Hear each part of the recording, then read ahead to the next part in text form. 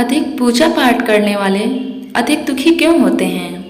हमें मिलने वाले सुख या दुख का कारण भगवान नहीं, अपितु हम ही हैं। हमारे कर्म ही हमें सुख दुख देते हैं। कर्म सकाम व निष्काम होते हैं। सकाम कर्म यानी ऐसे कर्म जिनके बदले में हम कुछ भौतिक सुख सुविधाएं चाहते हैं। ऐसे कर्मों का फल सुख दुख के रूप में मिलता है। निष्काम कर्म वह हैं जिनके बदले हम केवल भगवान को प्राप्त करना चाहते हैं। ऐसे कर्मों का फल भागवत प्राप्ति के रूप में मिलता है। अब बात आती है कि ज़्यादा पूजा पाठ करने वाले ही दुखी क्यों रहते हैं। इसका सीधा सा उत्तर यह है कि ज़्यादा पूजा पाठ करने वाला भक्ति के स्वरूप को नहीं समझने के कारण पूजा पाठ तो करता है, लेकिन वह अनजाने में सकाम पूजा ही करता है, जिसका फल उसे सुख दुख के रूप में ही मिलता है। ज़्यादा पूजा पाठ करने वाला बेशक ज़्यादा पूजा पाठ या भक्ति करता हुआ दिखाई देता है, लेकिन वह कर्म कांड को ठीक से नहीं करना जानता।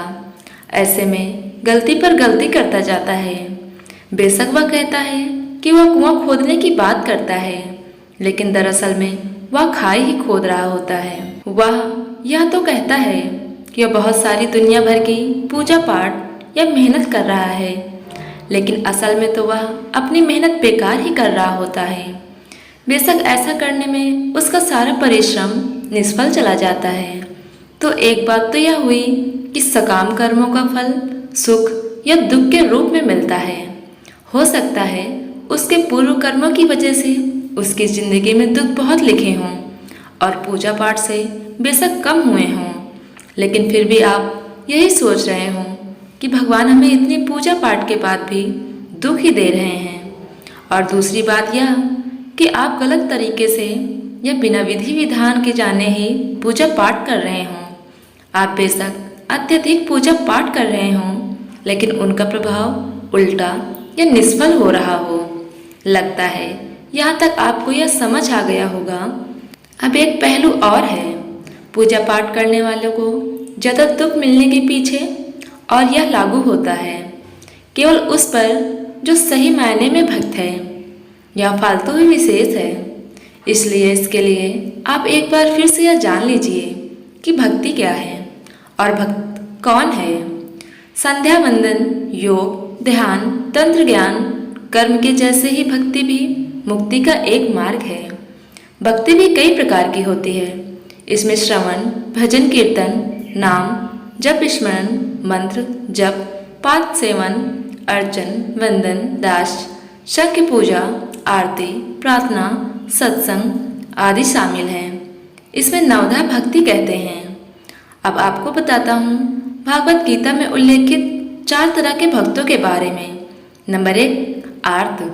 आर्त भक्त वह हैं जो शारीरिक कष्ट आ जाने पर या धन वैभव नष्ट होने पर अपना दुख दूर करने के लिए भगवान को पुकारता है। यही दुखी ज़्यादा रहता है और भगवान को दोष देता है कि मैं तो इतना सारा पूजा पाठ करता हूँ, लेकिन फिर भी मुझे इतना दुख। इसकी एक वजह उसका प्रारब्ध भी होता है। नंबर 2, जिज्ञासु। जिज्ञासु भक्त अपने शरीर के पोषण के लिए नहीं, वरन संसार को अनित्य जानकर भगवान का तत्व जानने और उन्हें पाने के लिए भजन करता है। यह वह भक्त भी भगवान से कुछ चाहता है, क्योंकि जिज्ञासा भी तो किसी चीज को चाहना ही है। नंबर 3, अर्थार्थी। अर्थार्थी भक्त वह हैं जो भोग, ऐश्वर्य और सुख प्राप्त करने के लिए भगवान का भजन करता है।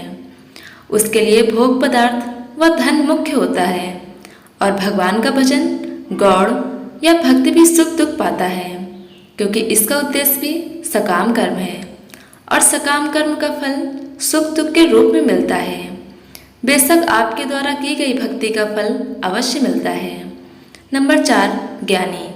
आर्त, अर्थार्थी और जिज्ञासु तो सकाम भक्त हैं, परंतु ज्ञानी भक्त सदैव निष्काम होता है। ज्ञानी भक्त भगवान को छोड़कर और कुछ नहीं चाहता, इसलिए भगवान ने ज्ञानी को अपनी आत्मा कहा है। और एक बात अच्छे से ध्यान रखिए, यही भक्ति केवल शुद्ध भक्त की श्रेणी में आता है। ज्ञानी भक्ति के योगक्षेम का वाहन भगवान स्वयं करते हैं। आपको वीडियो पसंद आई हो तो वीडियो को लाइक करें और चैनल को सब्सक्राइब करें। धन्यवाद।